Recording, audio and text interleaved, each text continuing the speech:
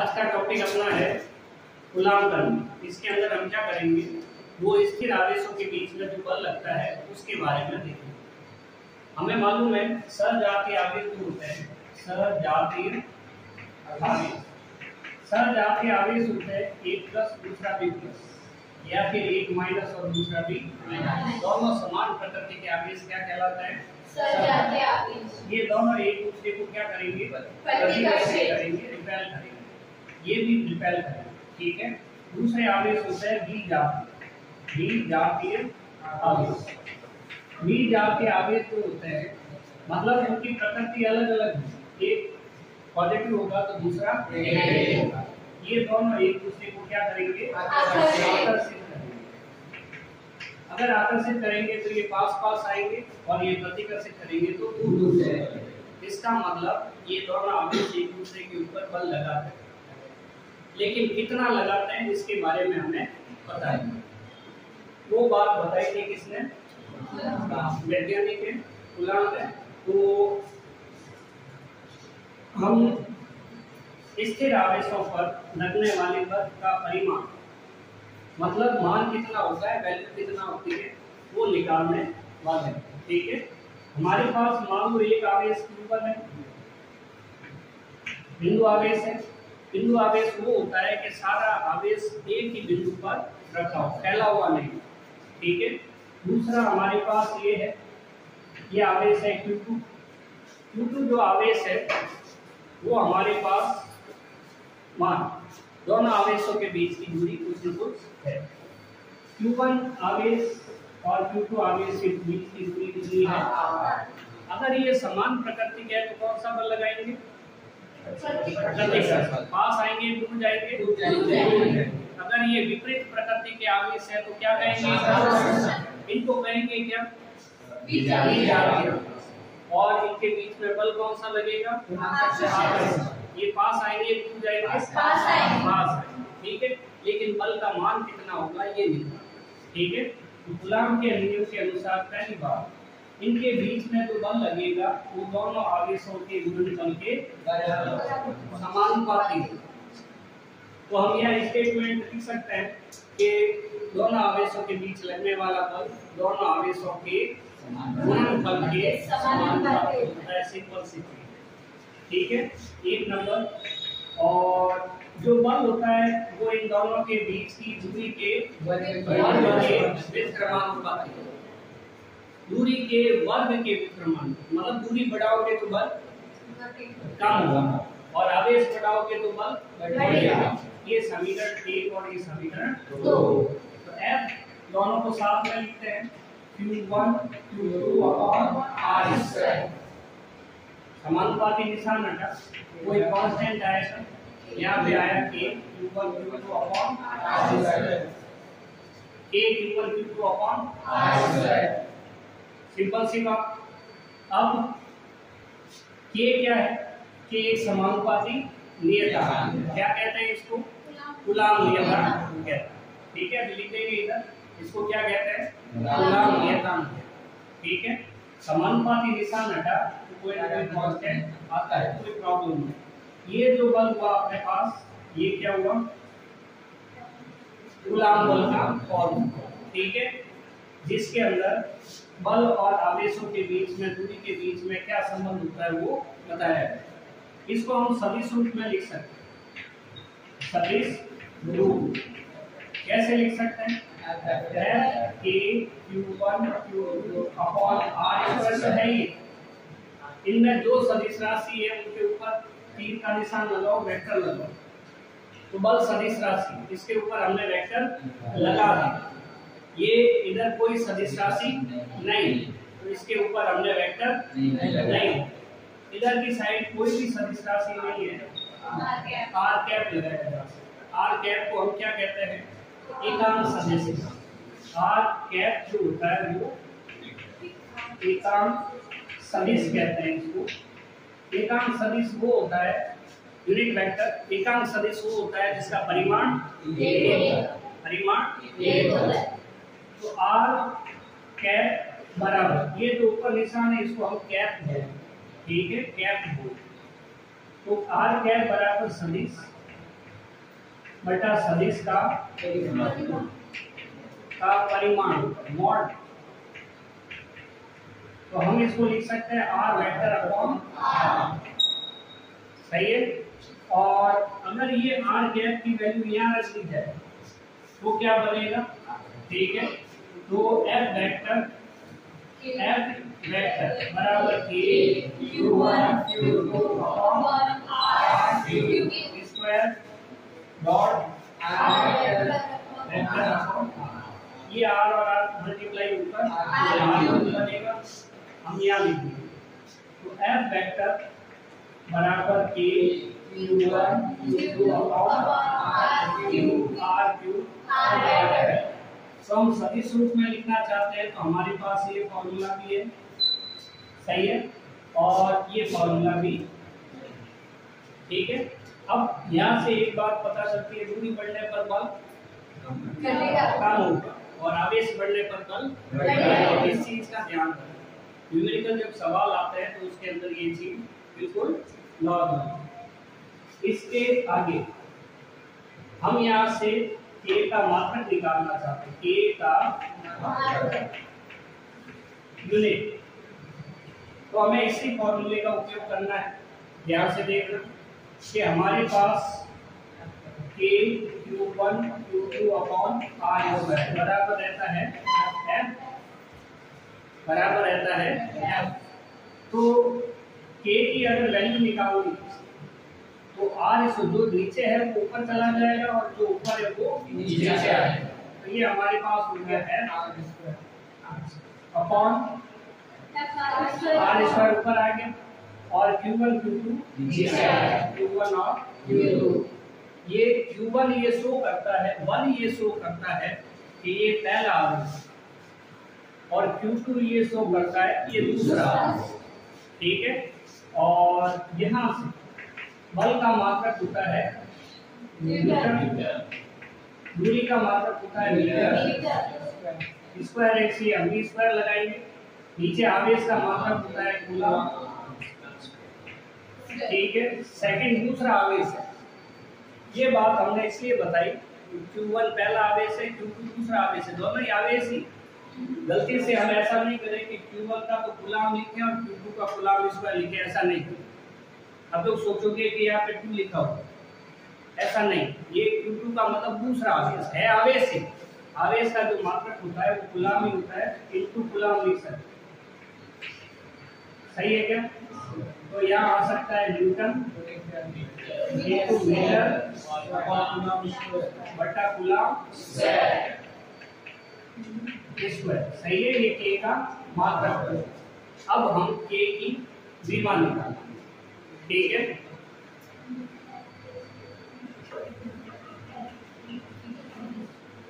ठीक है, ले जा रहे हैं K की विमा निकालेंगे।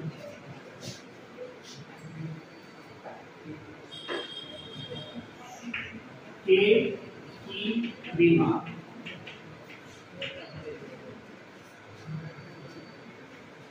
विमा निकालने के लिए भी फॉर्मूला यही है, ये वाला सूत्र काम में लेंगे।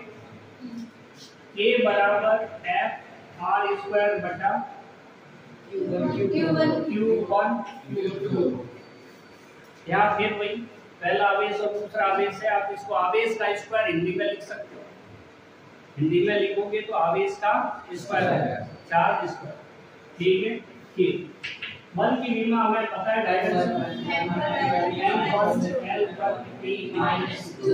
अगर ये याद नहीं है तो बहुत ही ज्यादा काम आने वाली चीज है, बल की डायमेंशन हम को याद कर लेंगे। डिस्टेंस है L1 होगा, इसका स्क्वायर होगा तो ये L2 हो जाएगा। अपॉन में पहला आवेश A1 फिर वही A1 ऐसा नहीं, इसको देखेंगे तो A2 लिख देंगे, ऐसा नहीं करने का, ठीक है। कभी कभी हो जाता है। तो K की वैल्यू हमारे पास आ जाएगी, बोलो क्या, L1 L3 - 2 और L2, ठीक है। और A2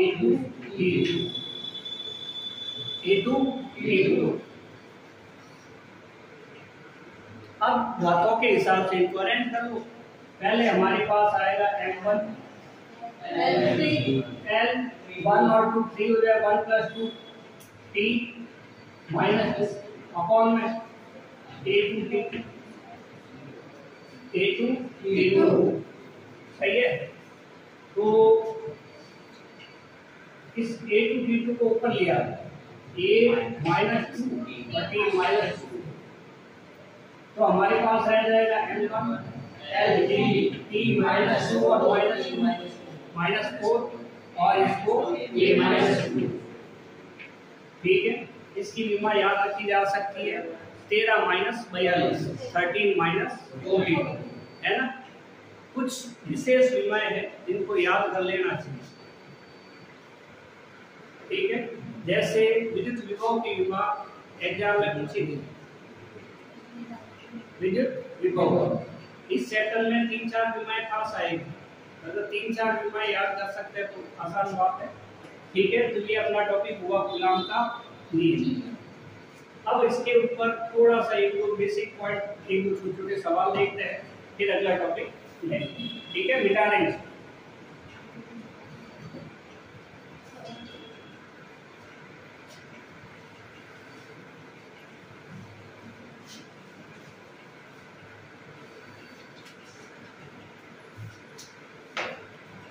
अगर हमारे पास दो आवेश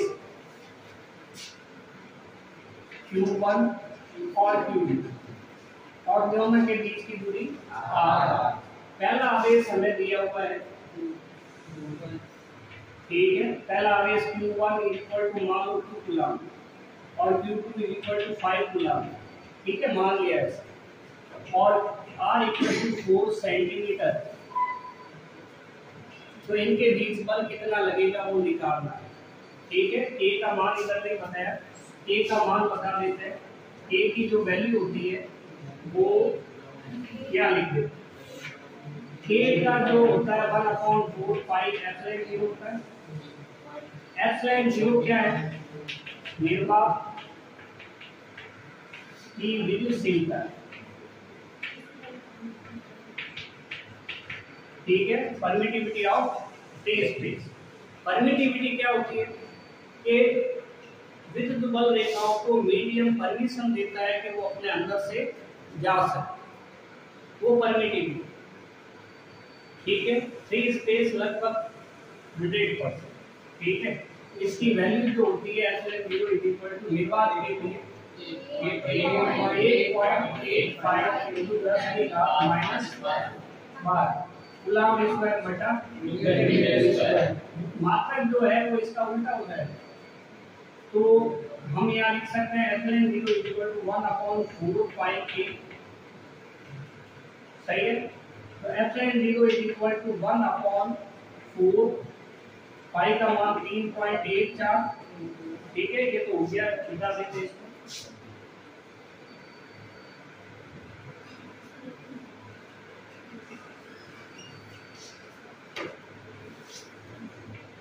नौ इंटू 10 की घात 9। सही है, तो ये हो गया 36। ठीक है, एप्सिलॉन 0। तो हम इसको सॉल्व करके 3.14 इंटू 10 की घात -9 ऊपर जाएगा तो -2। ठीक है, ये भी वैल्यू इसकी इस टाइप से भी निकाल सकते। ठीक है, तो आएगी इतनी आएगी।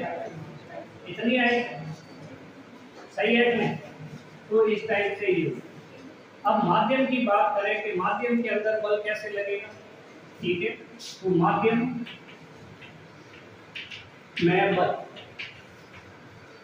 में बल कैसे होगा कि F माध्यम हमने निर्वात किया है, उसमें हमने देखा K equal two upon r square. K का जो वैल्यू है 1/4 पाई एप्सिलॉन 0 Q1 और Q2। सही है ना, तो F निर्वात हम चाहते हैं F माध्यम निकाल, यानी कि माध्यम में कितना बल लगेगा। इसका मतलब हमारे पास ये दो आवेश है, इसके बीच में कोई माध्यम बन गया है। पानी आ सकता है, तेल आ सकता है, कांच आ सकता है, या कोई भी माध्यम आ सकता है। जो भी माध्यम होगा उसके लिए परावैद्युतांक का मान लो। ठीक है, मान लो एप्सिलॉन, इसका मान होगा एप्सिलॉन है तो इसका मान होगा कुछ, हम देखेंगे अभी ये सवाल में 4 pi epsilon 0 into q1 q2 upon r²।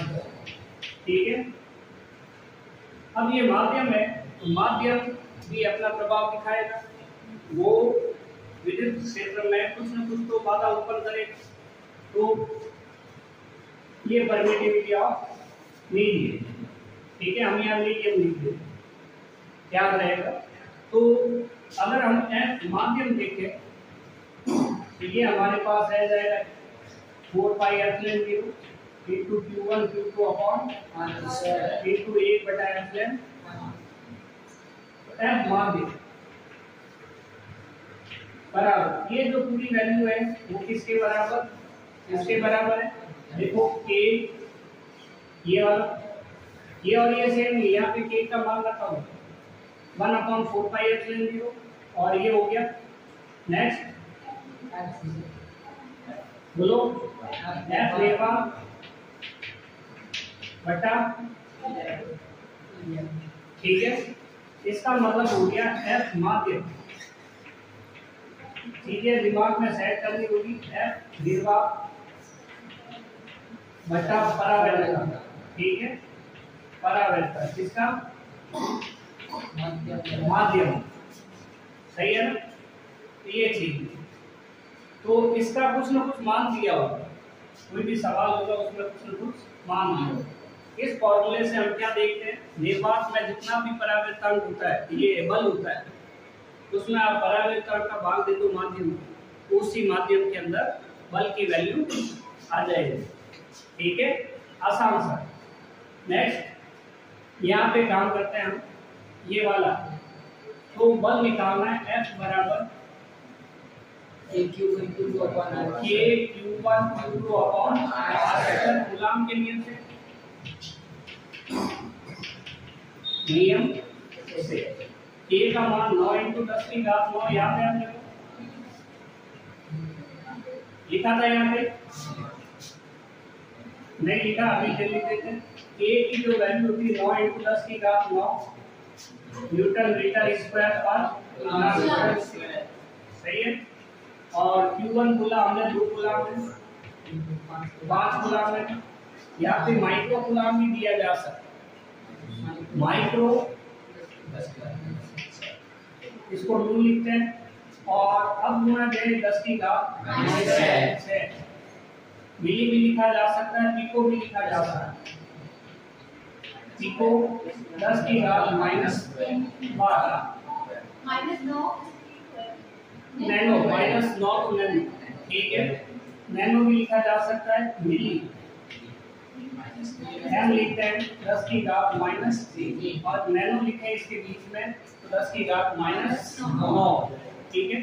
चीजें याद करने, कूलम जो है आवेश का काफी बड़ा मात्रक है और किसी छोटी वस्तु पे इतना आवेश देना अलग बात है, इसलिए हम उसके आप गुणा छोटे, ठीक है, काम में लिखते हैं। R की वैल्यू कितनी है 4, तो इसको हम लिख सकते हैं 4 × 10⁻⁻, ऐसा लिख सकते हैं। -2 का मतलब 100 का भाग। तो यहाँ पे आगे हमारे पास F = 4 × 10⁻⁻2 × 4 × 10⁻⁻2, तो ये हो गया F बराबर 10 और 9 सही है क्या, अपॉन 4 और 4 गुणा करेंगे 16 आ जाएगा इंटू 10⁻⁹, ये 2 ऊपर आएंगे, बोलो 10 के 2, ये 2 ऊपर आएंगे तो 10 के 2, तो हमारे पास हो जाएगा 16/90।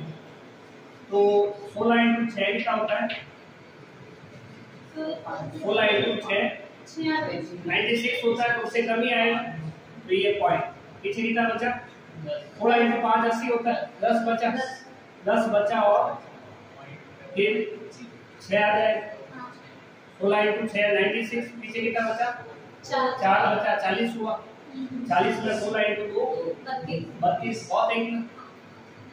फिर 8 बचा है, 5 आए, कोई प्रॉब्लम नहीं, × 10⁻³ कितना 13 प्लस का माइनस कोई होता तो घटा देते, ये हुआ अपने पास सही है क्या? ये बल का सूत्र। अभी बोला इस बल के अंदर कोई बीच में माध्यम रखा हुआ है जिसका परावर्तन मान लो 6, तो कितना, तो इसमें 6 का भाग दे देंगे, बल कम हो जाए। परावैद्युता एक उच्चालक पदार्थ होता है और उसके कारण हमेशा बल जो होगा वो कम ही, सबसे ज्यादा बल निर्वात के कारण ही, हाँ निर्वात में ही होता है। मिटा रहे सही है। नेक्स्ट,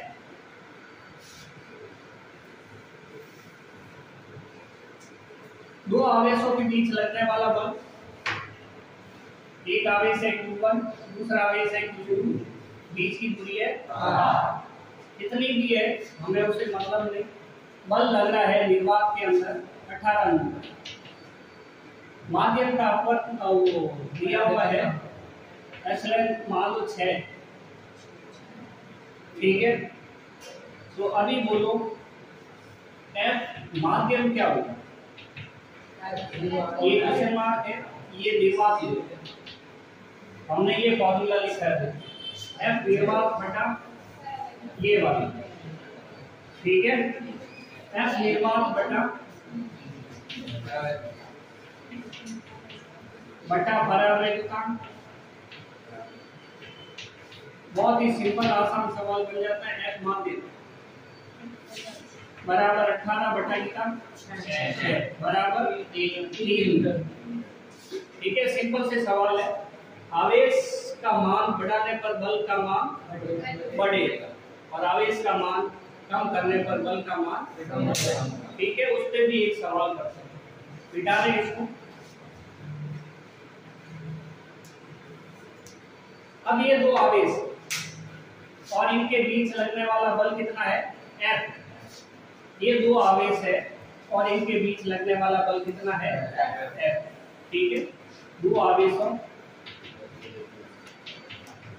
के मध्य बल F, यदि आवेशों का परिमाण क्या कर दिया जाए, दुगना कर दिया जाए, दोनों का परिमाण दुगना कर दिया जाए,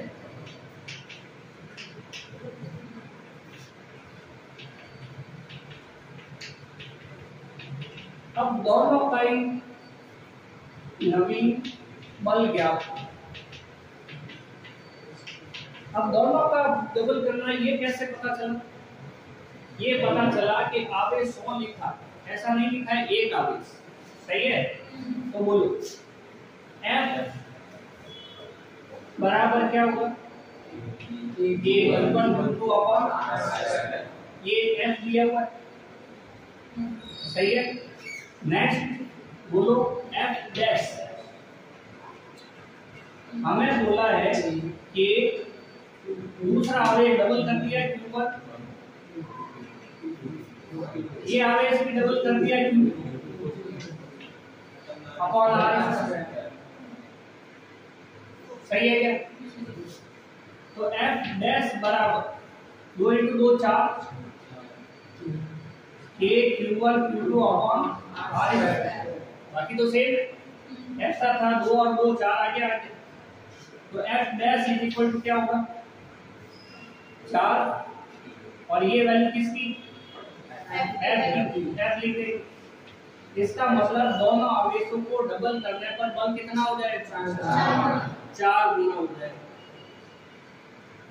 दोनों आवेशों को डबल करने पर बल कितना गुना हो जाएगा, 4 गुना। बात समझ में आई। तो नेक्स्ट अगर मैं सवाल दूं कि दोनों आवेशों का परिमाण डबल कर दिया जाए और उनके बीच की दूरी आधी कर दी जाए, दोनों के बीच की दूरी क्या कर दी जाए, आधी कर दी जाए, तो बोलो सोच के बोलो।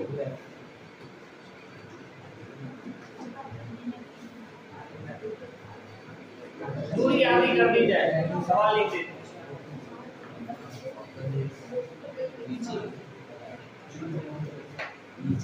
तथा दूरी आधी कर दी जाए तो नवीन बल क्या हो?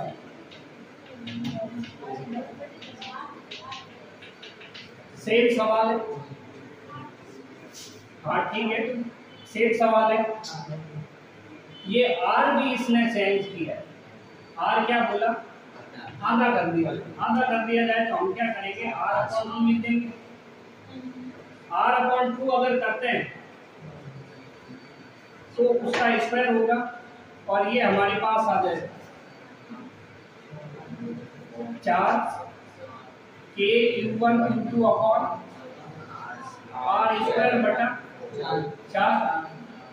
ये 4 ऊपर आ जाए बराबर 4 के Q1 Q2 upon are square और ये 4 नीचे का ऊपर आ जाएगा। या 16 कर सकते, ठीक है, यहाँ लिख देते एक बार 4 और यहाँ 16 कर देते 16। चलो ये कर देते, ये हमने 16 किया, ठीक है। ये वैल्यू किसकी होगी? f की। f डैश 4 × 4 16 हो जाए। चलो एक सवाल मौखिक करते हैं और ये देखते हैं कि अगर दोनों के बीच का आवेश एक को डबल और दूसरे को 3 गुना कर दिया। आवेशों को क्या किया? एक को दुगना और दूसरे को 3 गुना कर दिया और दूरी को 1/3 कर दिया। पहला आवेश डबल, दूसरा आवेश 3 गुना और दूरी को 1/3।